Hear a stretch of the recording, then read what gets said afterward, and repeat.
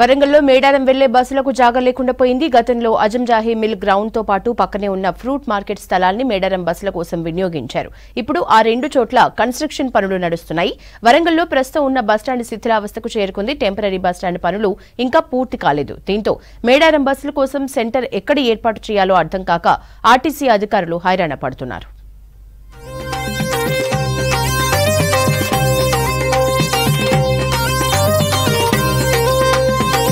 ఫిబ్రవరి 21 నుంచి మేడారం జాతర ప్రారంభం కానుంది.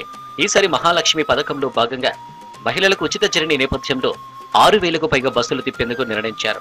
అందులో భాగంగా వరంగల్ రీజియన్ నుంచి ముందుగా 2,400 బస్సులు నడిపేందుకు ప్లాన్ చేశారు. హన్మకొండ, వరంగల్, కాజీపేటలో తాత్కాలిక బస్ షెల్టర్స్ ఏర్పాటు చేశారు. మేడారం జాతరకు వెళ్లే భక్తులను ఆయా ప్లేస్లలోనే బస్సులు అందుబాటులో ఉంచుతారు. ఈ 3 సెంటర్ల నుంచే 1,500కు పైగా బస్సులు నడుస్తాయి.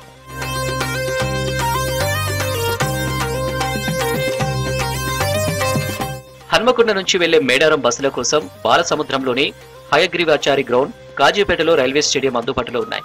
కానీ వరంగల్ ప్రాంతంలో మాత్రం బస్సుల రాకపోకలకు అనుకూల పరిస్థితులు లేకుండా పోయాయి. వరంగల్ నుంచి మేడారం వెళ్లే భక్తుల కోసం ఇదివరకు అజంజాహీ మిల్ గ్రౌండ్ తో పాటు బస్టాండ్ ఎదురుగా ఉన్న ఫ్రూట్ మార్కెట్ స్థలాన్ని వినియోగించేవారు. ఇప్పుడు అజంజాహీ మిల్ గ్రౌండ్ కు సంబంధించిన 29 ఎకరాల్లో వరంగల్ కలెక్టరేట్ నిర్మిస్తున్నారు. ఆ స్థలంలో రేకులను అడ్డుగా పెట్టి పనులు చేపడుతున్నారు. దీంతో అక్కడ మేడారం బస్సుల కోసం సెంటర్ ఏర్పాటు చేయలేని పరిస్థితి నెలకొంది. అలాగే ఇదివరకున్న ఫ్రూట్ మార్కెట్ కు సంబంధించిన 4.16 ఎకరాల స్థలంలో కొత్తగా ఇంటిగ్రేటెడ్ మార్కెట్ నిర్మిస్తున్నారు. ఆ పనులు పిల్లల దశలో ఉండగా అక్కడ బస్సులు నిలపలేని పరిస్థితి నెలకొంది. వరంగల్ మహానగరంలో రానున్న జనజాతరను ఉద్దేశించి ఈ యొక్క ప్రాంతంకి ఉమ్మడి వరంగల్ జిల్లాలోనే ఇదివరకు మేడారం జాతర ఉండేది. ఈ యొక్క జాతర యొక్క విశిష్టత వరంగల్ నగరంలో ఎంతో ప్రాధాన్యతను సంతరించుకొని ఉన్నది. ఎందుకనంటే ఈ యొక్క వరంగల్ నగరంలో నుంచి దాదాపుగా 30-40 కిలోమీటర్ల మేర ఉన్నటువంటి చుట్టుపక్కల గ్రామాల వాళ్ళందరూ కూడా బస్సు సౌకర్యార్థం వరంగల్ బస్టాండ్ పరిధిలో ఉన్నటువంటి బస్ షెల్టర్కే వస్తారు, ఇక్కడే వినియోగించుకుంటారు. ఈ యొక్క కాంగ్రెస్ ప్రభుత్వంలో కూడా ఈసారి మహిళలకు కూడా ఉచిత బస్సు సౌకర్యం కల్పించినారు. కాబట్టి ఇంకా మెరుగైన సౌకర్యాలు మహిళలకు కల్పించాలని. మరోవైపు వరంగల్లో ప్రస్తుతం ఉన్న బస్టాండ్ పూర్తిగా శిథిలావస్థకు చేరింది. గత ప్రభుత్వ హయాంలో 75 కోట్లతో కొత్తగా బస్ టెర్మినల్ పునర్నిర్మించేందుకు శంకుస్థాపన చేశారు. ఆ ప్రక్రియ కాగితాల దశలోనే ఉండిపోయింది. వరంగల్ బస్టాండ్ మీదుగా వివిధ ప్రాంతాలకు వెళ్లే ప్రయాణికుల కోసం స్థానిక SNM క్లబ్ ఎదురుగా రైల్వే స్టేషన్ కాంపౌండ్ ను ఆనుకొని తాత్కాలిక బస్టాండ్ ఏర్పాటు చేస్తున్నారు. అక్కడ మేడారం జాతరకు వెళ్లే బస్సులకు స్థలం సరిపోదు. దీంతో ఈసారి వరంగల్ బస్టాండ్ నుంచి మేడారం వెళ్లే బస్సులకు ఎక్కడ షెల్టర్ ఏర్పాటు చేస్తారనేది ప్రశ్నార్థకంగా మారింది. ఒక మాట చెప్పాలంటే ఆసియాలోనే పెద్ద జాతరగా మనం ఈరోజు చెప్పుకోవచ్చు. సమ్మక్క సారలమ్మ జాతర అనేది 2 సంవత్సరాలకు ఒకసారి వస్తుంది కాబట్టి దీనికి జనం బాగా రద్దీగా వచ్చే అవకాశం ఉంటుంది. సుమారు అక్కడికి చేరుకోవడానికి 1,50,00,000 మంది వస్తుందని ఈరోజు గవర్నమెంట్ అంచనా వేసింది. అంటే ఈ ఎక్కడ చూస్తే వరంగల్ సంబంధించింది, వరంగల్ చుట్టూ ప్రాంతాల్లో చూస్తే 30-40 కిలోమీటర్ల నుండి వరంగల్ బస్టాండ్కు జనం వస్తారు, ప్రజలు అక్కడికి వస్తారు. కాబట్టి వాళ్ళకు సౌకర్యం లేదు, అసలు వరంగల్లో ప్లేసే లేదు. ఈ పక్కకు చూస్తే ఓసిటీ గ్రౌండ్లో కూడా అంత ప్లేస్ లేదు. అంటే ఏ గ్రౌండ్లో ప్లేస్ లేదు కాబట్టి మరి ఏం ఆలోచన చేస్తారో అర్థమవుతలేదు. కానీ అతి పెద్ద పండుగ అయినటువంటి మనకు మేడారం జాతర రానున్న 10 రోజులలో రద్దీ పెరిగే అవకాశం ఉంది.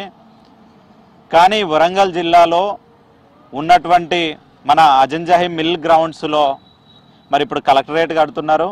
అది కాకుండా మరి పండ్ల మార్కెట్ అనేది షెడ్లతో నిర్మితమై ఉన్నది. అక్కడ కూడా ఎట్లాంటి కాల్ చేస్తే భక్తులకు ఎలాంటి ఇబ్బందులు లేకుండా సిటీలోనే మరి ఒక మంచి వాతావరణంలో వారు మేడారం జాతరకు బస్సుల ద్వారా వెళ్లి దర్శనం చేసుకొని రావడానికి అవకాశం ఉంటుందని.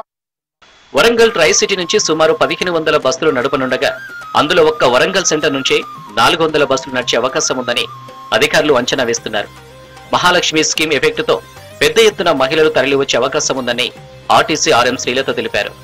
ఇప్పటికే అక్కడ నిర్మిస్తున్న టెంపరరీ బస్టాండ్ ను తొందరలోనే వినియోగంలోకి తీసుకొస్తామని, కన్స్ట్రక్షన్ లో ఉన్న మార్కెట్ స్థలాన్ని కూడా మేడారం బస్సుల కోసం వినియోగిస్తామని చెబుతున్నారు. అలాగే రైల్వే శాఖకు చెందిన గూడ్స్ డంపింగ్ యార్డ్ లో ఏర్పాటు కోసం ప్రయత్నిస్తున్నామని అన్నారు. అంటే లాస్ట్ టైం వరంగల్ పాయింట్ నుంచి 300 బస్సెస్ ఆపరేట్ చేస్తామండి. ఇప్పుడు 400 బస్సెస్ ఆపరేట్ చేయాలని ప్లాన్ చేసుకున్నాము. ఈ బస్సెస్ పార్కింగ్ దీనికోసం అంతా ఓసిటీ గ్రౌండ్స్ అడిగాము. అట్లాగే ఇప్పుడు ఫ్రూట్ మార్కెట్ యార్డ్లో లాస్ట్ టైం ఆపరేట్ చేశారు, అక్కడ ఇప్పుడు కన్స్ట్రక్షన్స్ అవుతున్నాయి.